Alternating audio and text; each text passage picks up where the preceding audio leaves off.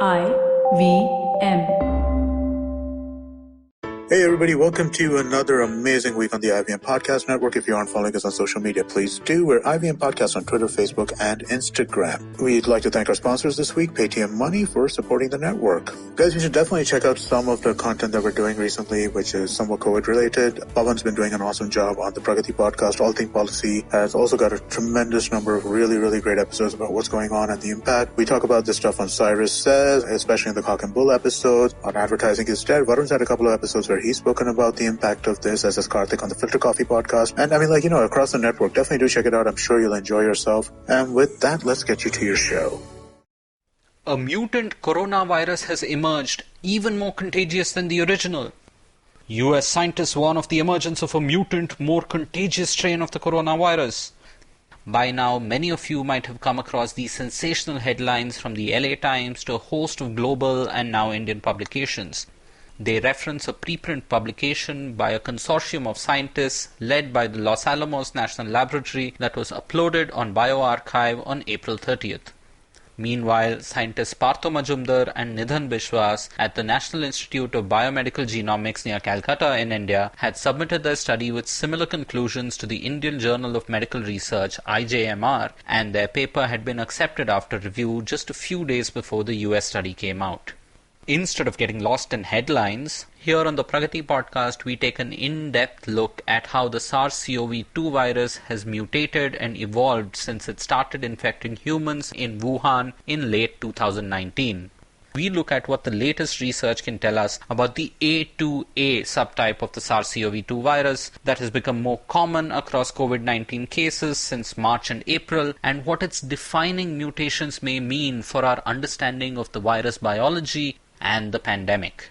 Partha Majumder, one of India's foremost researchers in statistical genomics and human genome variation, joins me on the Pragati Podcast this episode to talk about all this and more.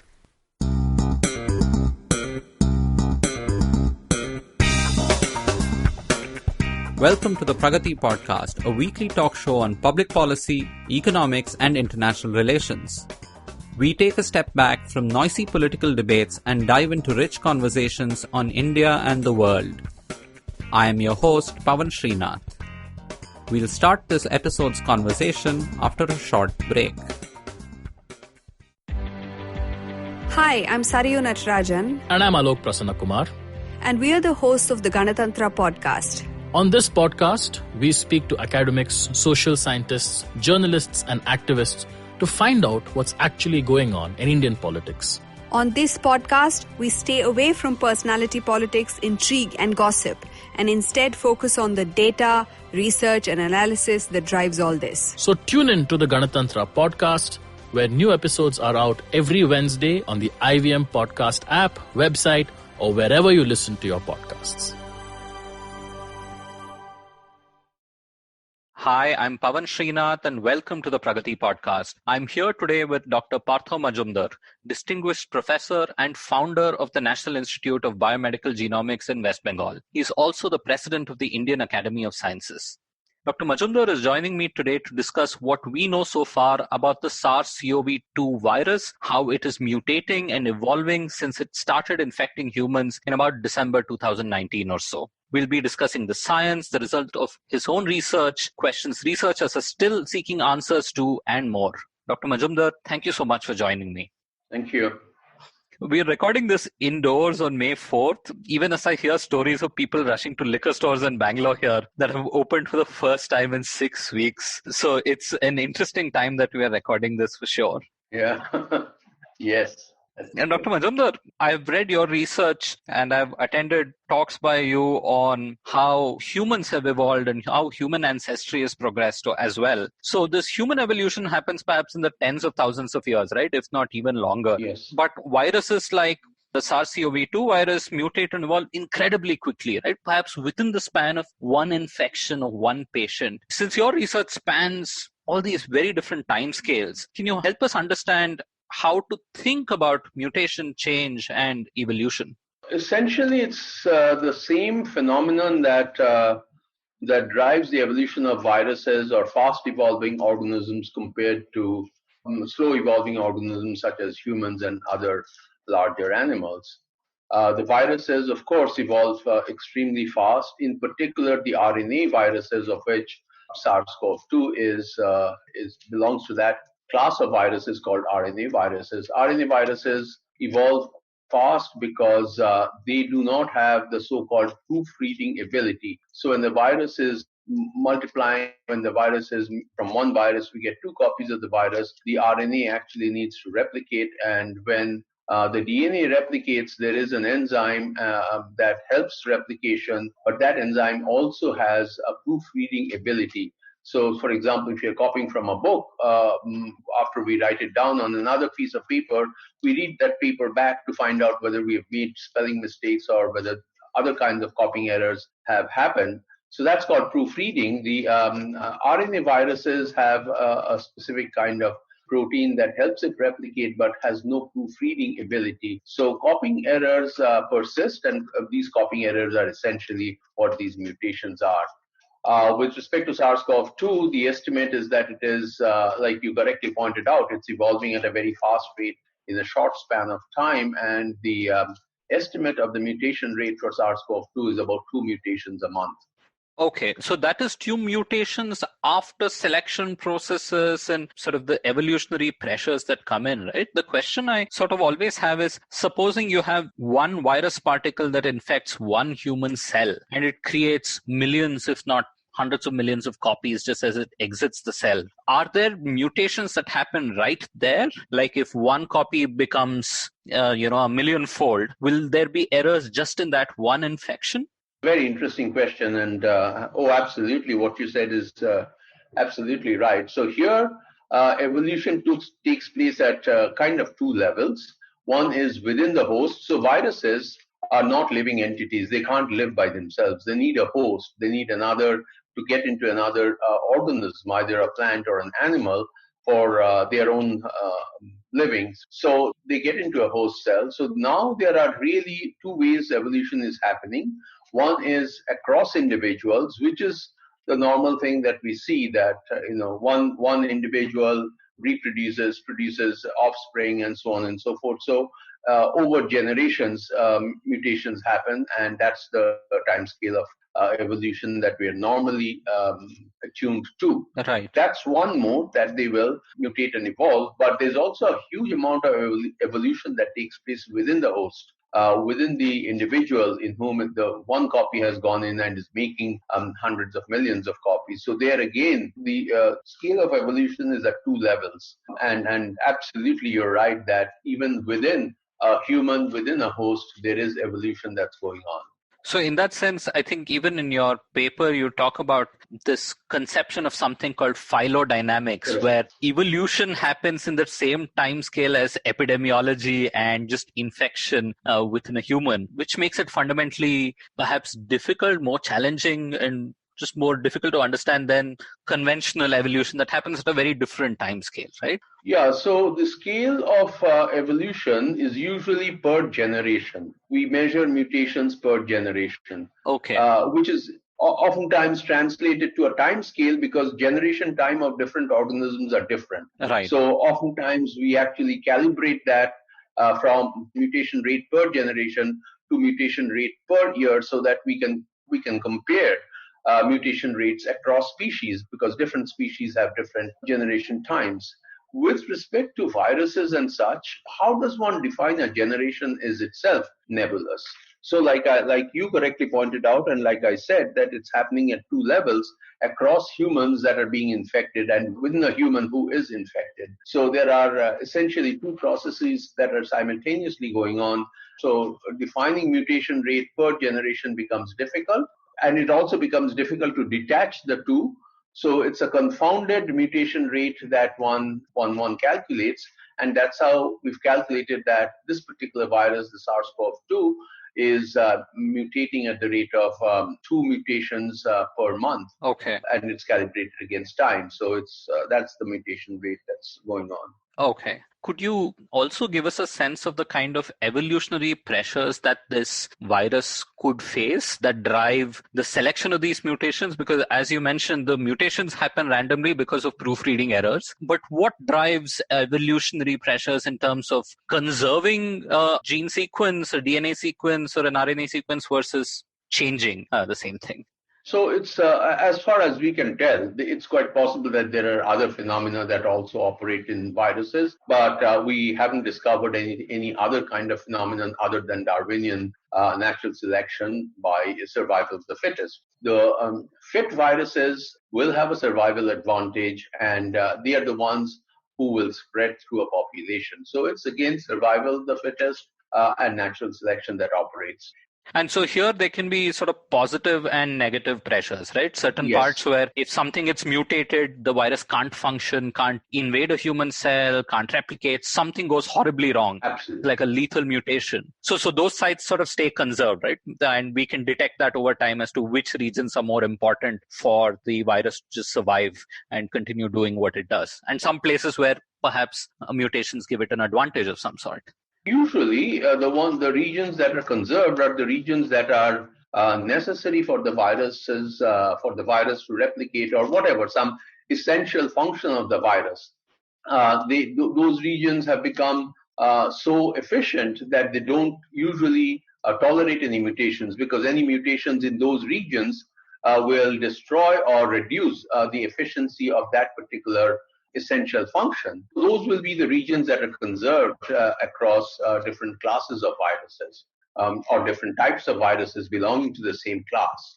However, there are regions where, for example, in this particular virus, there's a region called the spike protein, which is mutating. And most of the time, these mutations, whatever mutation takes place in these regions, they will probably go away from the population, because most mutations are going to be deleterious. Most mutations, like in other species, will reduce the survival advantage of the individual.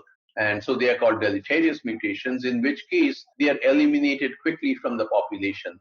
However, those mutations that provide even a slight survival advantage compared to the pre-existing varieties of the virus will actually propagate through the population more efficiently, sometimes even outcompeting the other viruses.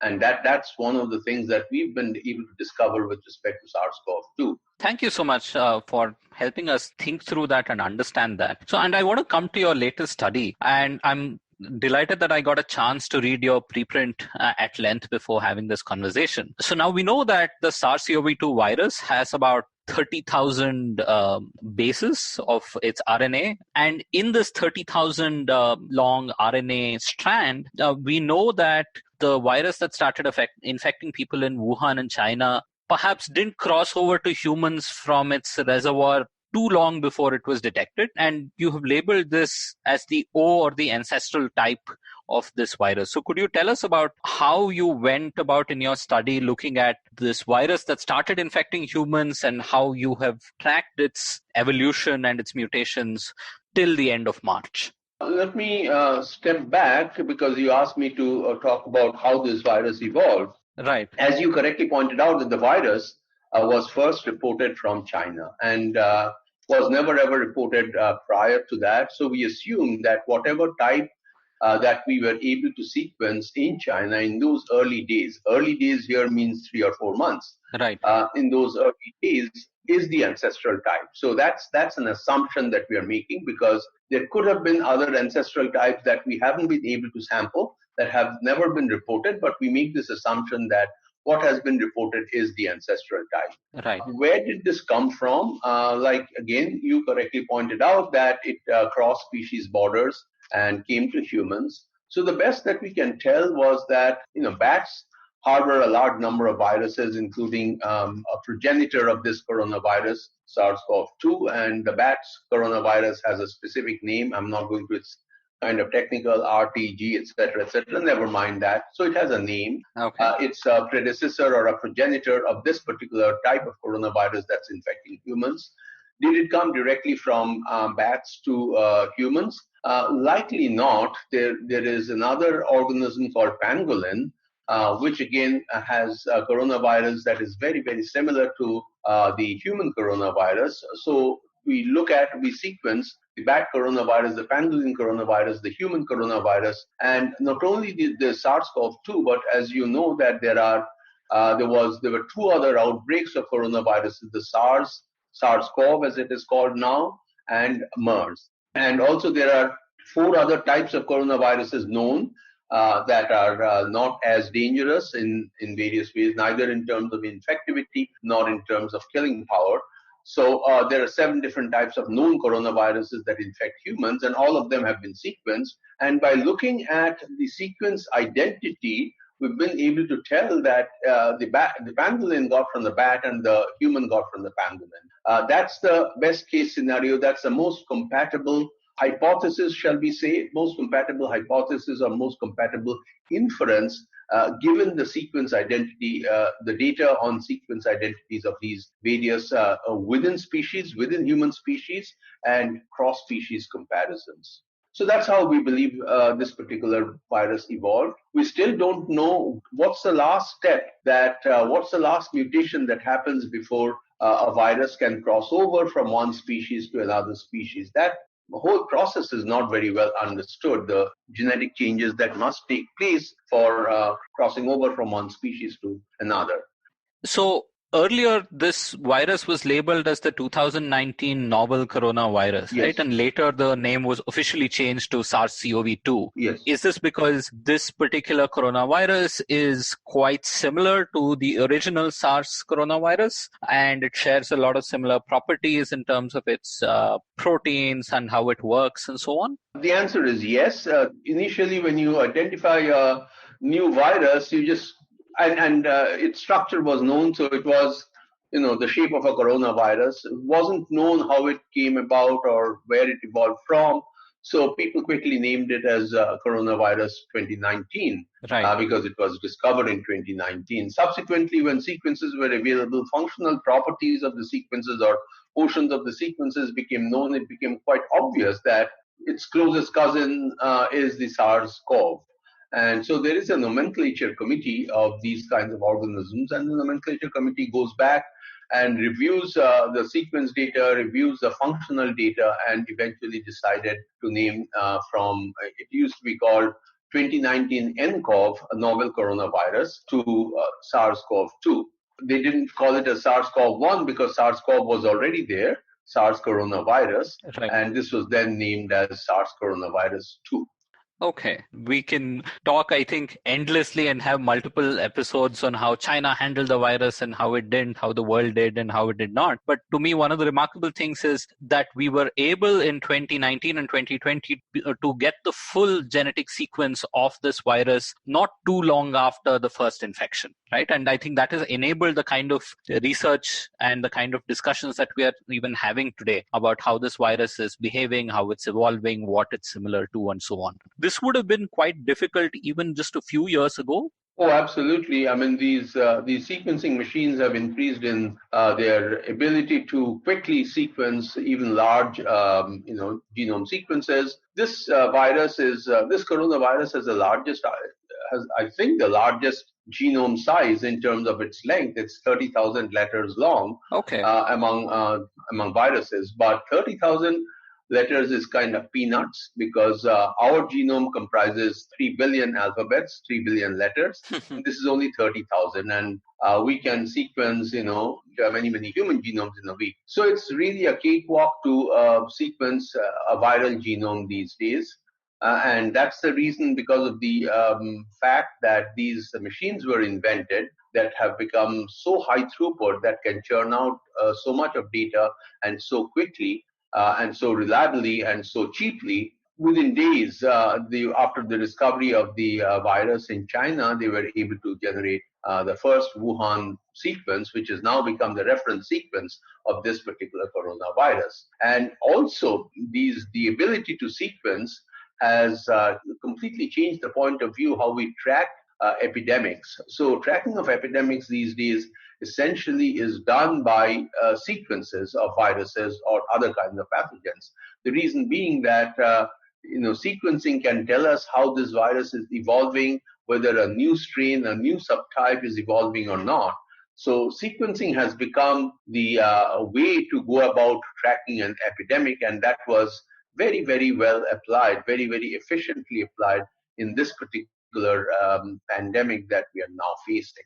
So yes, the first sequence after discovery, so it was isolated from this person who was working in that seafood market, who started coughing and so on and so forth. It was isolated from him, and the sequence was brought out. That is the Wuhan 1 coronavirus sequence, which is now used as a reference sequence, which we believe is the ancestral sequence of all the other sequences that we now look at. Okay. So in your research now, you look at this reference sequence from patient 0 or patient 1 who's been infected by this. If I'm not mistaken, you track this all the way till the end of March, right? March 31st, and you look at till 6th of April in our paper till 6th of April. Okay. But we've done more analysis since then. Okay. So in this, how do you start seeing the mutations? In your paper, you classify them as various strains, B, B1, A1A, A2A, and so on. How do you map the evolution, and how do you perhaps build an evolutionary tree of this virus? Let me just tell you the principle to begin with, and then I can come to the nomenclature. The principle is very simple. Right. Let's say that you give me 100 viruses. And I say that, okay, you have given me 100 viruses. I'm going to sequence these 100 viruses. So I obtain the sequences of these 100 viruses. Each sequence is 30,000 letters long. Right. And then I ask myself, how do these sequences look with respect to one another? Are they exactly identical? Are they similar? Are they more or less identical? So what we do is we do pairwise comparison. So we do the first one and the second one, first one and the third one, first one and the fourth one.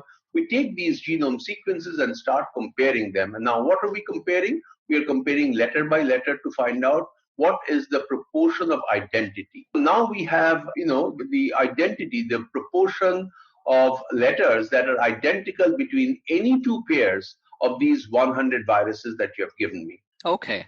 Armed with this data, I can ask myself, are there proportions that are small and compared to some other comparisons where the proportion of differences is large? And inevitably, you find that there are some pairwise comparisons where the identity is very large or the proportion of differences is small, versus other sets of pairs where you'll find that the differences are quite large or the identities are quite small. So then we can say that, can we group these 100 viruses in a reasonable scientific way?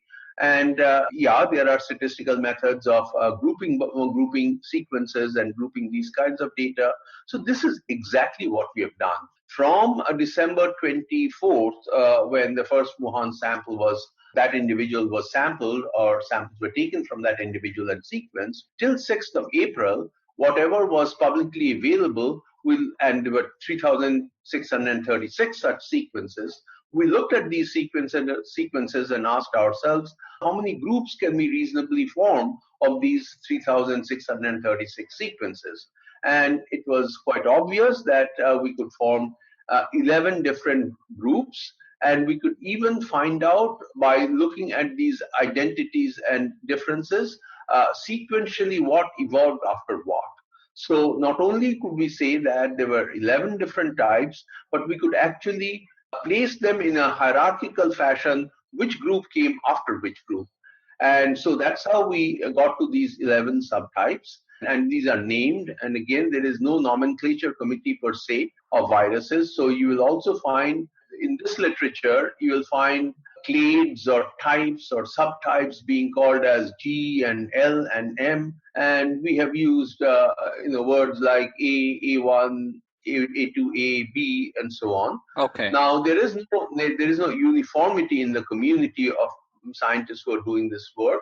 We have decided to follow one particular group, a fairly large group that's very, very active, and they have analyzed. They have also simultaneously put up the results of their analysis, etc. And this group is called Next Strain. Right. They not only work on this coronavirus, but they also work on other kinds of viruses. Okay. So this group named their clades or groups using some letters, and we decided to follow those.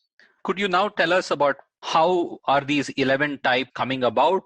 What is becoming more frequent across the world and more?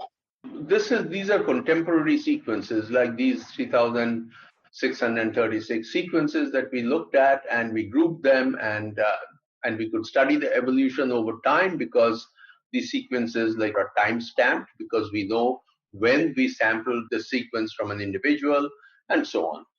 Also, I must point out that these groups, they differ from one another because they don't have exactly the same repertoire of mutations. Okay. Different subsets of these sequences that we now label as groups, such as A1, O, or A2A, and so on. So they have their own defining characteristic sets of mutations. Okay. Could there have been other mutations that arose and we didn't sample? Chances are there, but more likely the mutations that arose, those mutations that arise are most of the time deleterious, most of the time cause disruption of function of the virus, and so they are eliminated from the population. So lots of mutations that happen are actually not even sampled and are out of our sampling possibility. Right. So what we are seeing are those mutations that have survived the pressures of negative natural selection. Right. All right. So now we have these 10 different groups or 10 different subtypes, of which we know which is the ancestral. That's O. And if you look at the group, the timestamp of these O sequences will be the earliest timestamp. What one would expect is that these 10 different groups have arisen and they will all sort of cooperate among themselves, live, and so on and so forth. Perhaps they will specialize in some regions. In some regions, perhaps 2 or 3 different types will dominate. In another region, another 2 or 3 types will dominate, etc. So this is what one would expect of these. So these 11 types would kind of share geographical space among themselves. Okay. We had expected that, and then we started to look at frequencies of these different types across geographical space.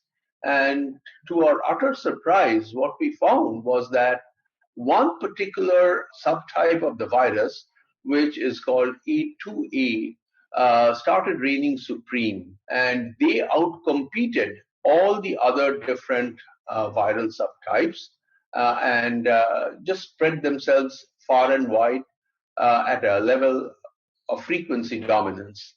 Now, I also must inform you that China stopped submitting sequences. I don't exactly remember the date, but sort of middle of March, China stopped submitting sequences to the public database. Okay. And up until March, most of the sequences in China were O. By the way, this particular subtype A2A also arose in China, and we can timestamp the A2A ancestral, the earliest A2A, and we know that it arose in China. So China harbored both O and A2A.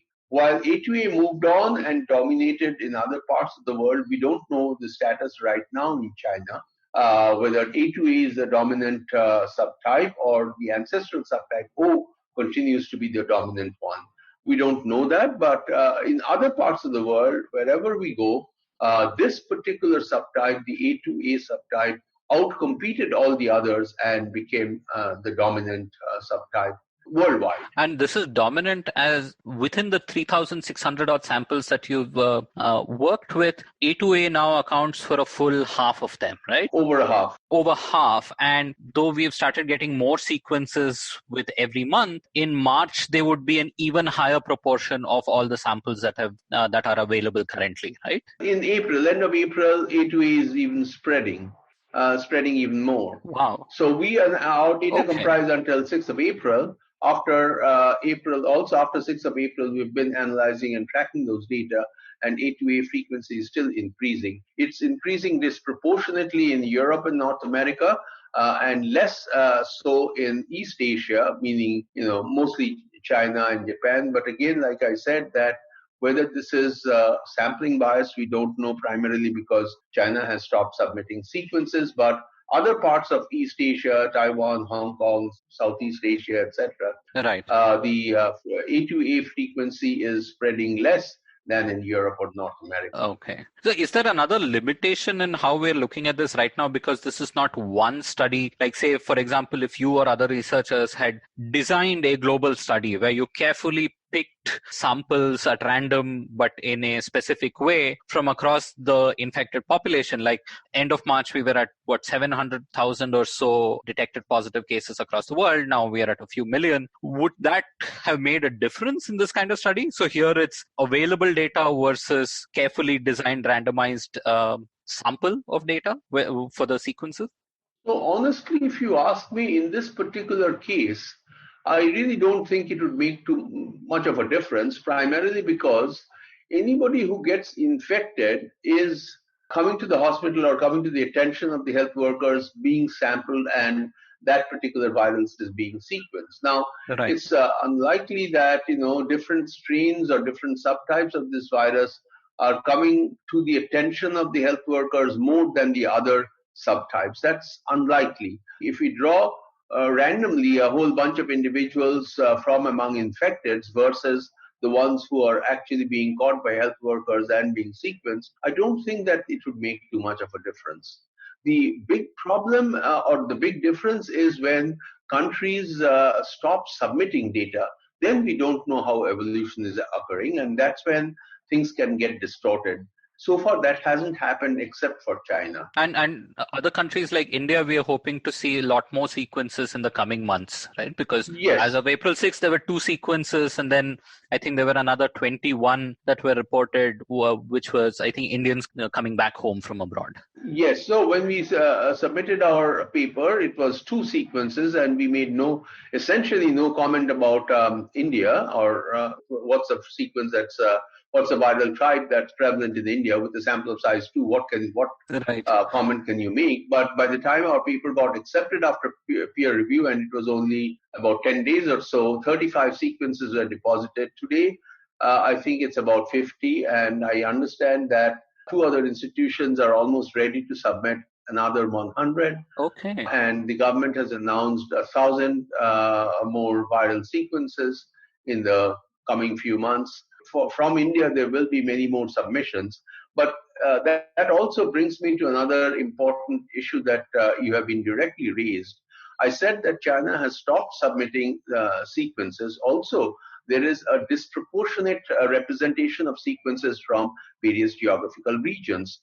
And so you need to take that into account as well, that there is, depending on what question you're asking, you may actually need to normalize your frequencies by the number of sequences that have been submitted from a specific geographical region. It doesn't apply to the question that we were asking in this paper, but we are also asking other kinds of questions. So one needs to also take into account the submissions or the lack of submissions from various geographical regions in order to draw some valid scientific conclusions about the epidemiology and the spread of the virus. Certainly. We'll be back with the rest of the Pragati Podcast episode after a short break. Are you liking the episode so far? Please take a few seconds to share this podcast link on social media and give us a shout out. It would mean the world to us. नमस्ते, मैं हूं सौरभ चंद्रा और मैं प्रणय कोटस्थाने। जब महफिल खत्म होते होते दरवाजे के बाहर पुलिया के ऊपर हम दुनिया भर की जटिल समस्याओं को सॉल्व करने में लग जाते हैं तो हो जाती है पुलियाबाजी। अब आजकल के अपार्टमेंट वालों ने तो कभी पुलिया देखी नहीं होगी, पर आप फीलिंग तो समझ ही सकते हैं। तो आइए शामिल हो जाइए हमारी पुलियाबाजी में, जहां प्रणय और मैं एक से एक इंटरेस्टिंग टॉपिक्स की तह तक जाएंगे। Artificial intelligence, bitcoin, Pakistan, medical education, currency crisis, कभी हम दोनों के साथ और अक्सर स्पेशल एक्सपर्ट गेस्ट की कंपनी में। सुनिए हमें IVM की वेबसाइट, ऐप या अपने फेवरेट पॉडकास्टिंग प्लेटफॉर्म पर हर दूसरे हफ्ते।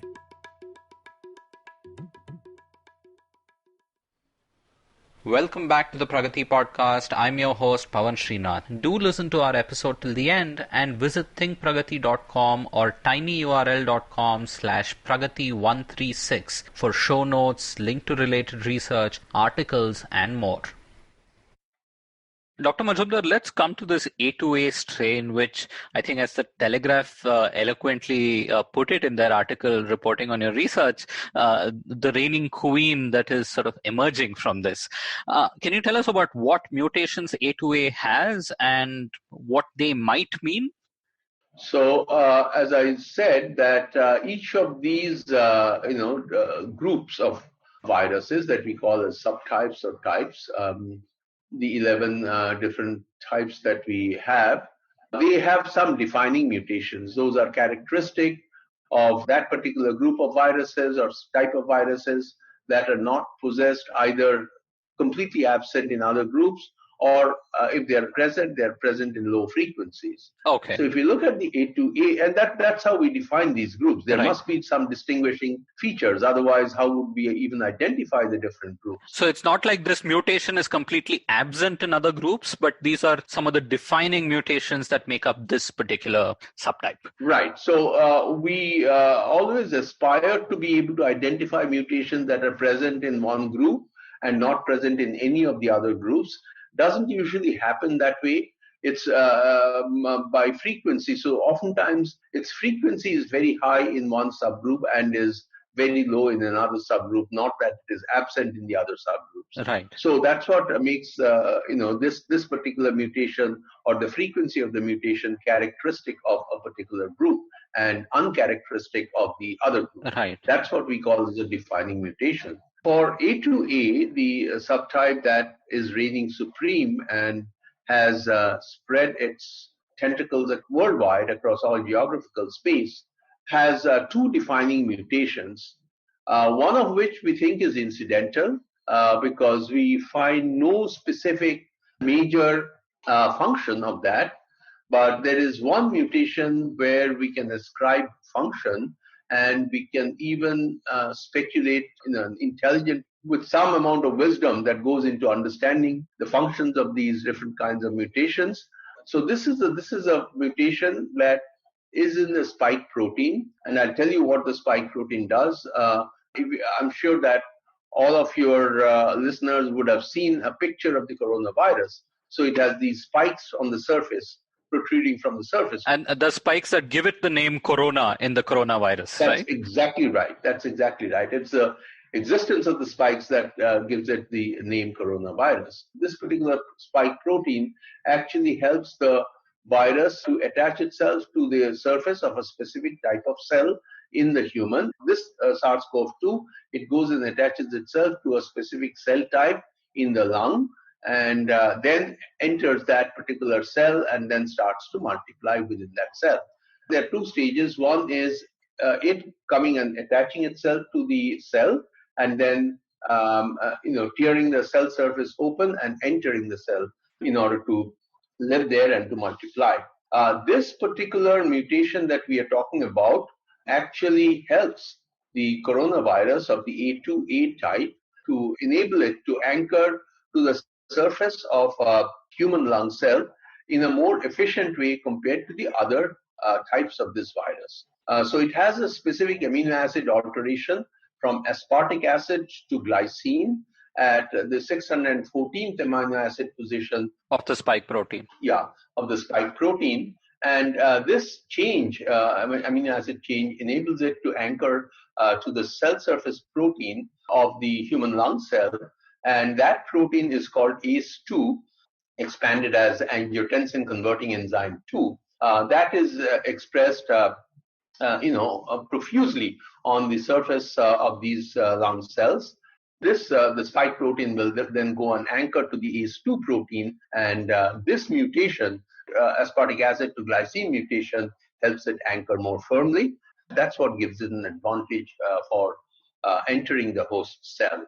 Dr. Majumder, is it something that we need to now start investigating a little more closely? Because there's the genomics work happening, there is sort of, protein structure and function work that is happening in parallel with a host of researchers around the world. There's experimental work happening on what's happening with the spike protein and how it facilitates the entry of the virus into the human cell and what mutations could affect it, right? So here, if I'm not mistaken, and we might be getting a little into the weeds here, but the mutations happening sitting sort of in between two domains of the spike protein, right? Between S1 and S2, where S2 sort of is the part of the protein that binds to the receptor ACE2 within the human cells. And there is also a detection of something called a furin cleavage site, which is a site that could be sort of cut or cleaved by human protein breaking enzymes. So it could play some sort of a role in how this protein gets packaged.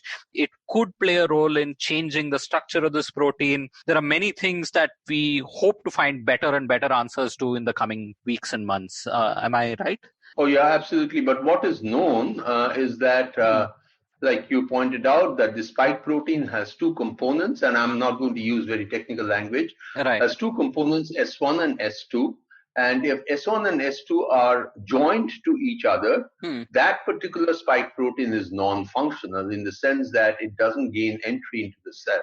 Right. When this S1 and S2, between S1 and S2, when there is a breakage, which we technically call as a cleavage, that cleavage also happens because of the action of some other kinds of proteins, and like you said, furin is one of those. So as long as S1 and S2 components are joined to each other, it's non-functional. But when they separate out and start functioning as S1 and S2 as independent entities, that's when they become functional. And this cleavage site is in the junction of S1 and S2. That's the reason why there is a functional property that's gained. And again, I mean, do we understand the entire sequence of events? Do we understand what happens when after cleavage? We do understand quite a bit, but I would say not everything. And therefore, like you correctly pointed out, there is work going on at feverish pitch.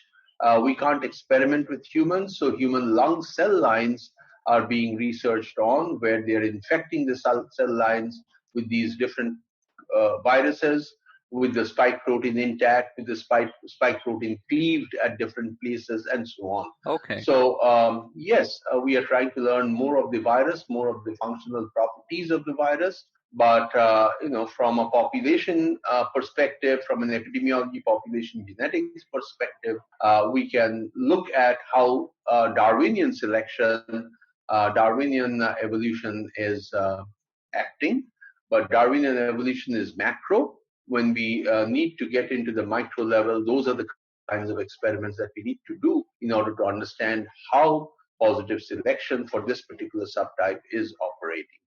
Thank you so much, Dr. Majumder. So I want to take this conversation in a couple of directions, and maybe I'll go one by one. First, could I ask about how you're extending this research on the genomics analysis of the protein and the evolution, and perhaps on complementary paths, both yourself and at the NIBMG? Yeah, I can tell you exactly what we have been pursuing, and we see light at the end of the tunnel as well. I alluded to this earlier in this conversation that even though A2A is spreading its wings all over the world, it's spreading faster and more dominantly in Europe and North America, and not so fast, and its frequency is not increasing as much in East Asia. Okay. So one of the questions that we had is, why is it that it is not spreading as fast in East Asia? So one can entertain all kinds of hypotheses. Being human geneticists and having known that genomes of infectious pathogens also interact with the genomes of the host, in this case humans, and there are plenty of examples of this. So we decided to explore the human genetic angle or the host genetic angle with respect to this lack of spread in East Africa compared to Europe and North America. As you know, the ethnic composition of humans is not uniform. We've been called by various kinds of labels, Caucasians, Mongoloids, Austroasiatics, Dravidians, all kinds of labels have been put, but essentially labels apart, there are major genetic differences, not necessarily all functional, but still there are major genetic differences among groups of people who reside in different parts of the world. This stems from various environmental factors, various ancestral factors, and many of them also random factors. And I'm not going to expand on what these random factors may be, but also random factors that sort of modulate the frequencies of these various genes. Right. We were asking this question, why is there this difference in increase in prevalence of A2A between Europe, North America versus East Asia? And so what we decided to do is to look at the genetic composition of people of East Asia versus Europe and North America and ask ourselves, are there some variants that are relevant, that are candidates for interacting with the pathogen, with the viral genome, that also show huge frequency differences between Europe, North America versus East Asia. And we believe that we've been able to find a couple of these important genetic differences in the human genome that will interact or modulate the function of the viral genome. And we think that we have a reasonable understanding of why A2A is spreading in Europe and North America, but not so much in East Asia, primarily through the genomes of the people. This is, of course, nothing new. The idea is nothing new. Today or yesterday, there is an article in New York Times where they allude to genetics being responsible for the proportion of people who are dying, the proportion of infectives, and so on and so forth. So there is some thought among people, in the community of researchers of this, that host genetics may play a role. And we pursued that line, and we think that we've been able to identify a couple of variants that might be important in explaining this epidemiological and spread phenomenon. Okay. So, Dr. Majumder, that brings me very neatly to the next question I had, which is the news, I think, from April 29th, when the Department of Biotech here in India announced a national consortium for sequencing 1,000 viral genomes of SARS-CoV-2 over the coming year. And what was really interesting to me was that it's not just sequencing the viral genome, but also sequencing the host, not the full genome, but the exome, right? The parts of the genome which we express and make into proteins or mRNAs or various ways, along with a whole host of other data on how the patient's, the clinical symptoms and more. So with that, will we be able to get a better handle on how this virus might be spreading in India, what our special vulnerabilities might be, or our beneficial adaptations might be, and so on, so that we can develop also solutions, vaccines and so on, that are tailored for India's population as well? Yeah, that's a kind of, the last part is a kind of a long shot, Right. vaccine tailored towards Indians, etc. But we don't know that yet. But there are definitely certain kinds of questions that we need to ask, and the host genome may be important determinants of what we see. So what we see is that when the SARS-CoV-2 infects an individual, the clinical path is extremely variable. The clinical trajectory across individuals is extremely variable. Right. About 2 to 3% of people die. A fair proportion of them are asymptomatic, and those that are symptomatic have different constellations of symptoms. Of course, they all are related to lung symptoms, but still different constellations, different degrees of severity of symptoms. So what we need to understand is, why is it that it is the same virus that is infecting two people, and the two people are responding in two different ways? Of course, one possibility is that the viral load in these two people are not the same, and therefore the person in whom the viral load is more, that particular person is expressing more severe disease compared to the other person in whom the viral load may be lower. From past data of past infections of other kinds of viruses, we know that this is not a kind of a linear relationship, that the viral load and the disease severity is certainly correlated, but it's not linear. There is more to it. And so we need to understand what other factors can actually play a role in these kinds of differential clinical trajectories of patients, of individuals who are infected with SARS-CoV-2 virus. And that's one major question that needs to be answered, and that cannot be answered without sequencing both the viral genome and the genome of the person whom the virus has actively infected. So we need to look at both, correlate that with the clinical trajectory of the person who's been infected through the period of infection, look at the outcome, either the person has recovered or the person passed away, and ask, why is it that we get these different kinds of trajectories? So that's one major question that needs to be asked, which is why the Department of Biotechnology has embarked on not just sequencing the viral genome, but also looking at the host exome. Exome is about 10% of the entire genome, 10 or 12% of the entire genome, but those, like you said, are the proteins that are actually expressed. We'll see that the data must come in. The biggest challenge in India has been collecting high quality clinical data, especially if you need to track it over a period of time, let's say 21 days or so. It's very, very tedious to be able to collect diligently high quality clinical data, and especially for an infection of this magnitude, where hospitals are completely overburdened with managing the patient. Collecting research data always takes a back seat. Right. So that, I think, is the biggest challenge. Genome sequencing, collecting the virus specimen, collecting the human host specimen, this is all cakewalk. Anybody can do it.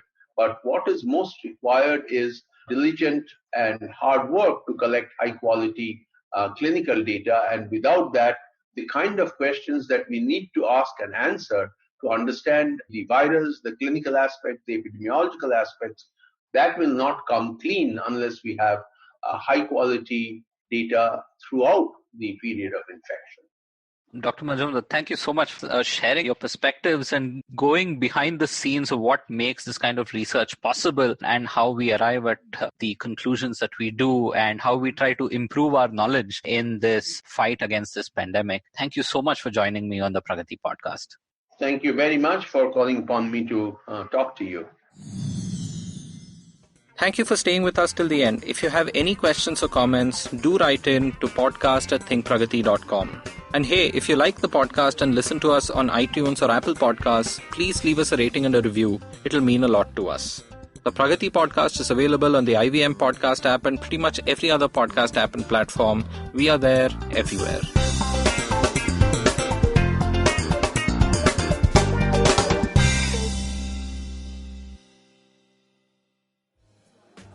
बेटा, did you know 79% of all scientists in NASA are Indian only? देखो, India में tax सिर्फ middle class भरती है. Everyone is just enjoying free यार. आजकल के youngsters are only interested in partying and enjoying. उनको देश की पड़ी ही नहीं है. बेटा, तुम बस शादी कर लो, उसके बाद तो you can enjoy life like anything. I will tell you what this country needs. This country needs 15 years of dictatorship. That is the only way to become a superpower. See the Chinese, how much they've progressed. सुनो, तुमने ये WhatsApp forward देखा?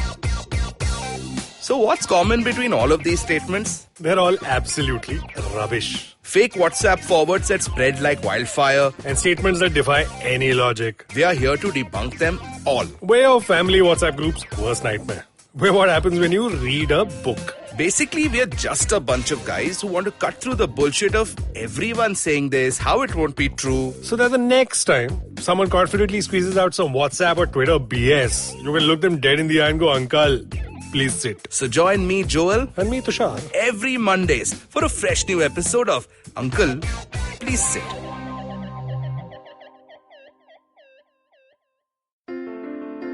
Entertainment is like food for the brain. It's a window to culture and a great way to understand the world around us. The internet has changed what it means to be an entertainer, creating new storytellers with millions of fans.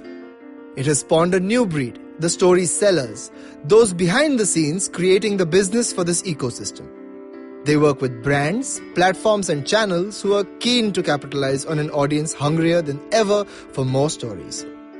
I'm Vineet Kanabar, and I have a ringside view to how stories are told and sold.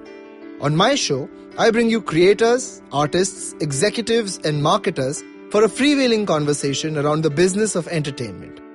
Tune in to Storytellers and Story Sellers for personal stories, analysis, and criticism every Thursdays as I talk to the brightest minds telling or selling great stories today.